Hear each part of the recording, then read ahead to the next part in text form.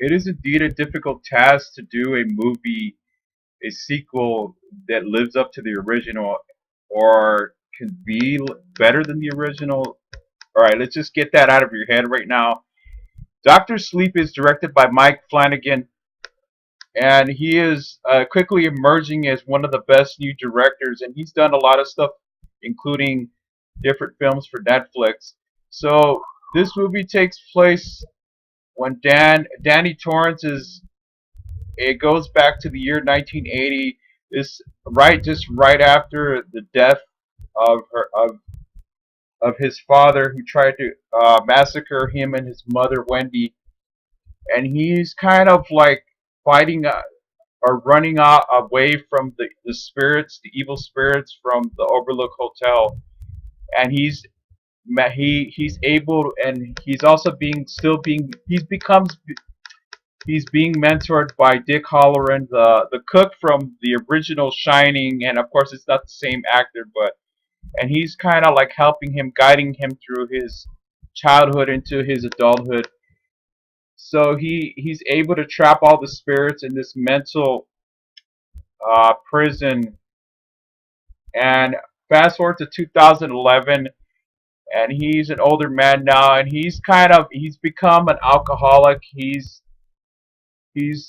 seriously traumatized by the events of the Overlook Hotel, and he's just trying to close the mental and corridors of his mind from this evil spirits of the Overlook Hotel. So he he meets up with this girl and has a one night stand. And when he doesn't realize that the girl has a baby boy, she steals money from him and buys drugs and does some lines of cocaine. And I guess she overdoses on these. And so Danny is trying to. He finds out that she stole money from him, and he has like a hangover, and he sees the little boy who can't be more than 3 or 4 years old, and he just kind of leaves them there, and that's probably one of the most saddest scenes I saw from this movie. And fast forward, he tries to, I guess, the guilt of leaving a child to die there with his mother. He wasn't even sure if the girl was still alive or not until he sees her and the baby in this dream nightmare like occurrence where it shows the lady and her baby looking at him as he gets up out of bed. So he's trying to look for a job, he's just trying to start his life over and trying to forget about. He's kind of it's almost he almost cowers away from what his memories as a boy fighting off his father and saving his mother from the Overlook Hotel. And he meets this guy named Billy, who's probably one of my favorite actors. He's a really good character actor, and once again he proves once again why he's one of my favorites. He's definitely underrated. He's done such movies as Live Free or Die Hard, and also Fear of the Walking Dead. So this guy's really good, and he goes to these AA meetings.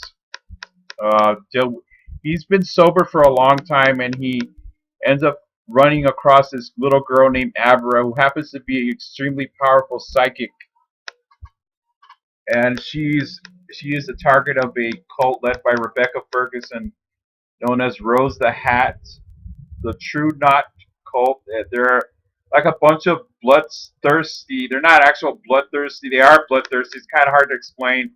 They're kind of like spiritual vampires that suck the life force out of psychics. What they do is they they inflict as much pain as they can on their victims. The more pain that they cause, the more their life force. They take the life force from their mouth, and it kind of comes out like this smoke or this mist out of the victim's mouth. And in the opening scene of this movie, it really it's very disturbing because there's a little girl. She's got to be like 5 or 6 years old, and she meets Rose, and she's has they've been setting up different psychics from all over the world. It looks like, and what happens is they've lived for a long time. Their life force of these psychics caused them to become immortal and to live for a really long time. And Rose comes across and finds out about Abra, but when she tries to confront Abra and trick her into becoming one of their victims, she soon finds out right away that Abra's not playing any games and she's very powerful. So she's able to stop her. This is a really good character-driven movie. Okay, it's not gonna wow you with a bunch of killings, or that's not what we're here to see. What I'm trying to say is it's not a cheap throwaway slasher movie or anything like that. No, this is a carefully drawn out, character driven.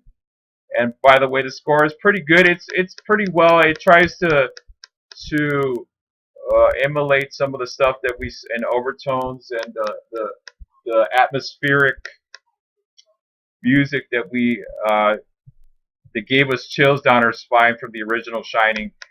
So she becomes she's able to communicate with Danny, and Danny's kind of like he's hesitant to tell her. He tells her, "Don't, just leave it alone. Don't do anything about nothing." And he soon realizes that he has to help her because her life, her very life, and her family is threatened by these psychotic, just downright uh, evil cults that have been around for a really long time.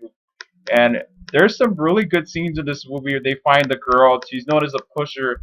A pusher is kind of like a person who's able to, like, has telekinesis, who's able to will somebody to do what they want, whatever they need, that needs to be done. And she's this 15-year-old girl who sets up this pedophile inside of this, from a website inside of this movie theater, and she sets him up and draws this, probably some kind of inscription on him, and to remind him what a sick, depraved bastard he is.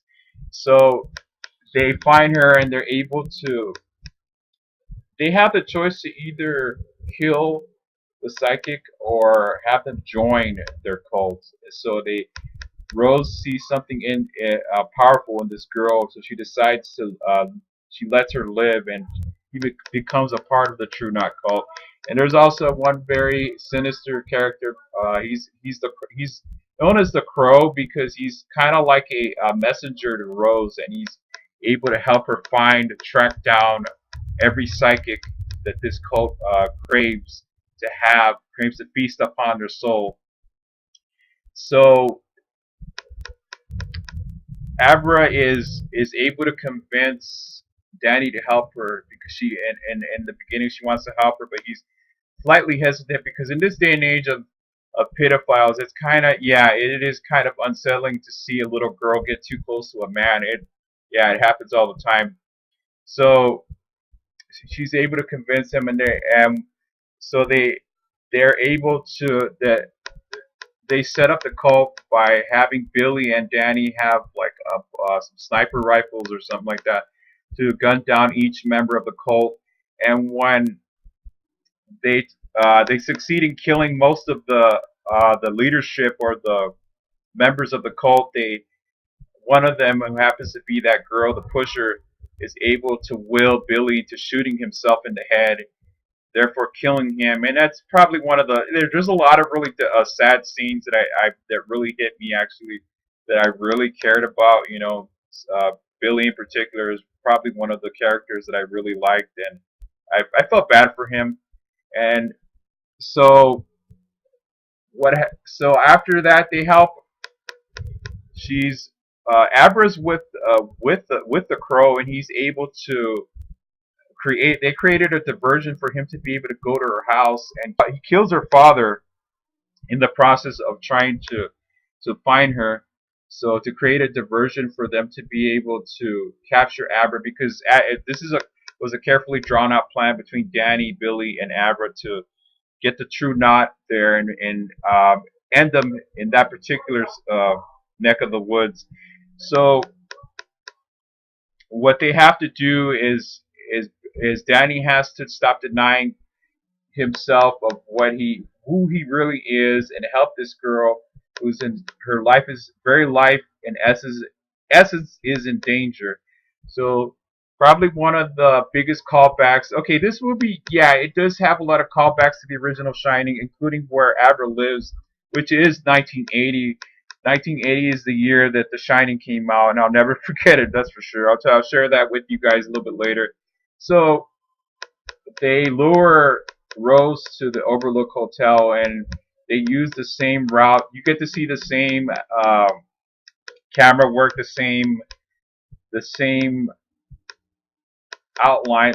It's kind of like, you know how they have, you see the car driving up to the Overlook Hotel for the original Shining, and they do it in a very, in such a very, where it doesn't, like it doesn't disrespect the original Shining, which is a modern art masterpiece of horror, of course.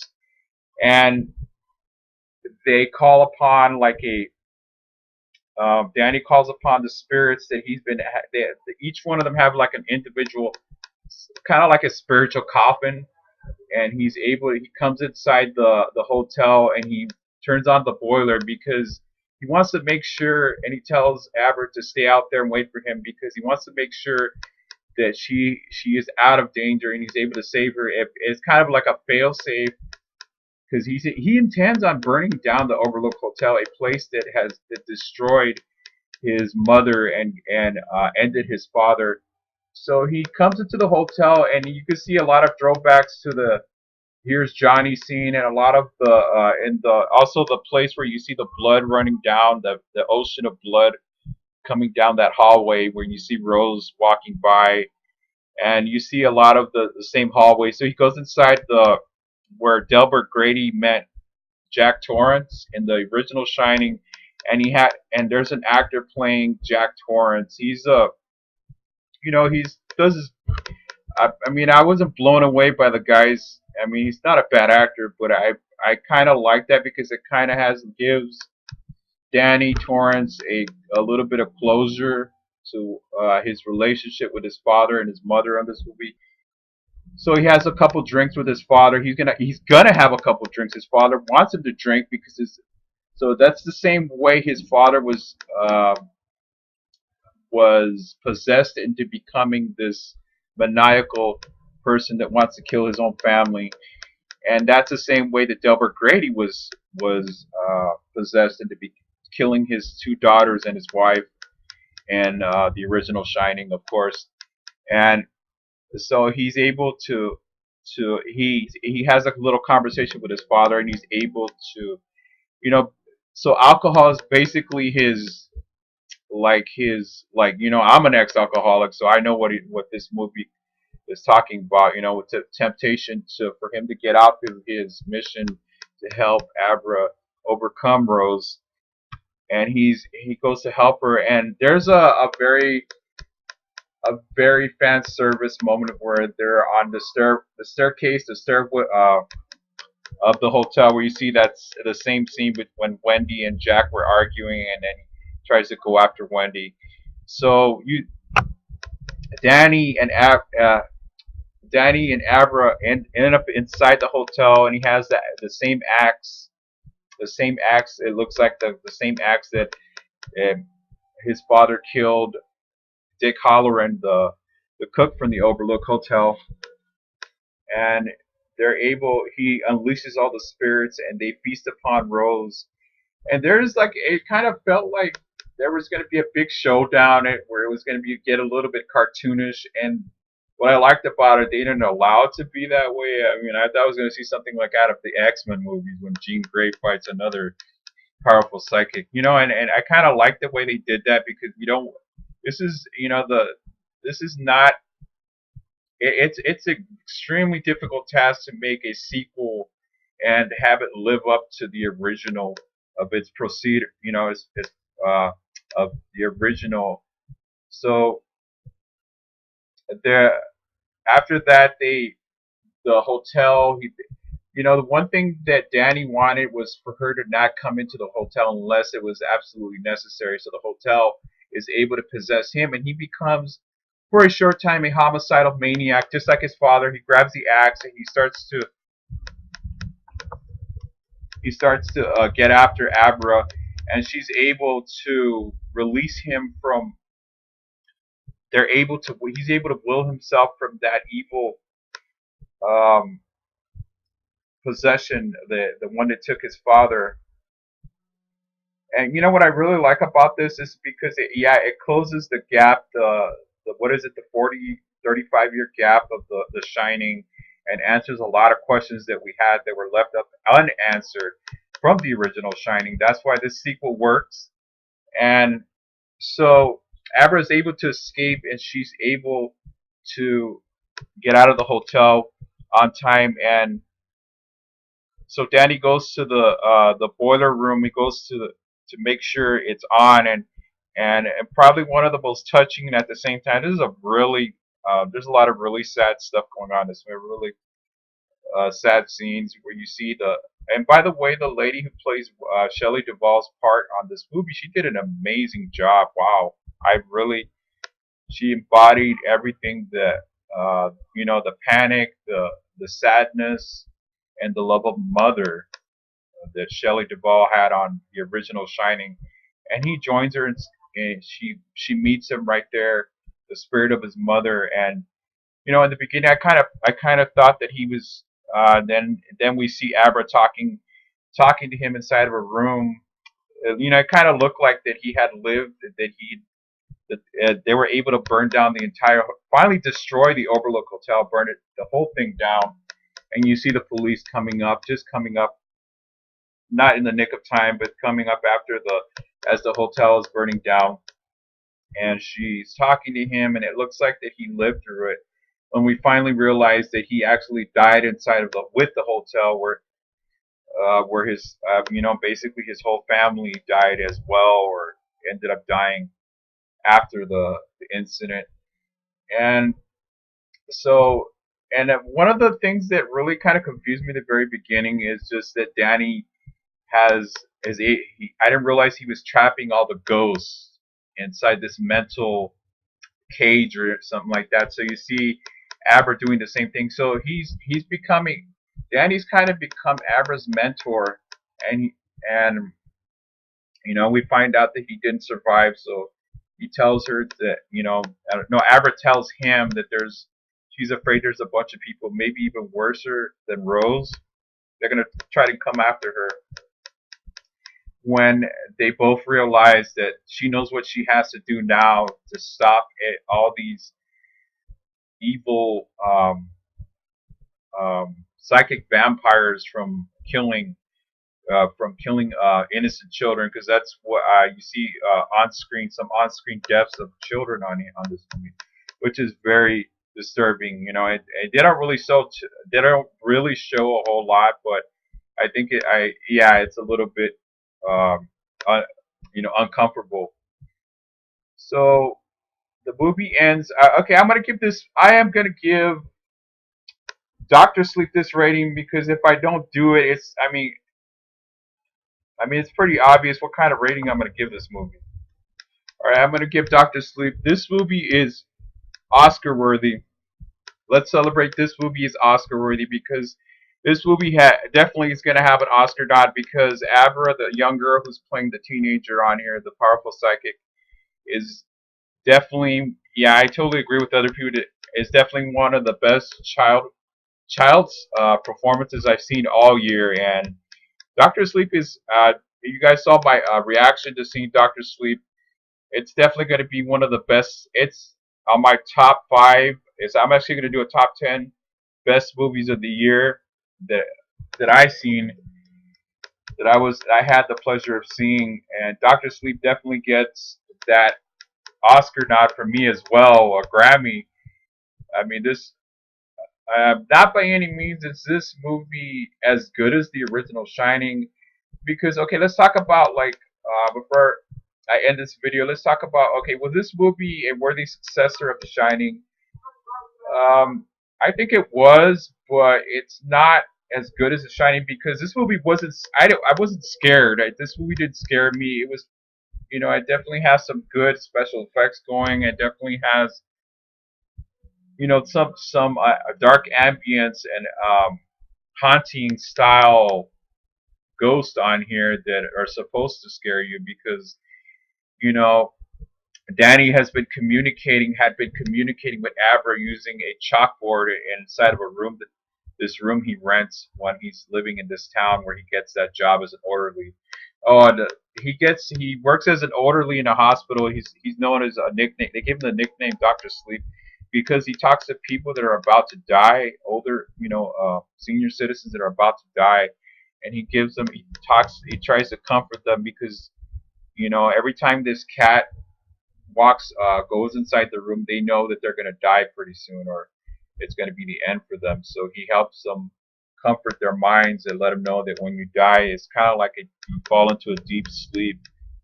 And there's a okay. This movie it drags a little bit in the beginning. I mean, after the opening scene where we see the Overlook Hotel, where we see young Danny in 1980, and I really love that part because we get to see what happened. Right, I always wondered what happened after that. What happened to Wendy and Danny after the horrifying incident in the Overlook Hotel, and we get to see that, and I think it's awesome. I loved it, and but sometimes fleshing out characters, meaning explaining who they are, what are their motivations, why are the true not doing these horrifying things to young children. They're why they're stabbed. They stab the children to death. They're basically stabbing the children. The more the child screams, the more they're in pain, the more it helps them. It gives them more power, and they're able to become immortal and live for a long time. I mean, that's a good example of that. And at times it seems a little bit, it takes too long to pick up the pace, so the pacing's a little bit off. But sometimes the problem with that is, I mean, I don't think there's any problems. I think this movie is almost perfect. It's not. No, it's not as good as the original Shining. I said this like was this the third time? No, it is not. But it is a damn good horror movie, and it's not. This is not a horror movie where you see gore or just a lot of stuff. You do see some depraved stuff happening on screen, but it's not really. This is not a gore movie. This is not a Quentin Tarantino or a George Romero movie. No, this is a carefully drawn out sequel that really does the original some justice.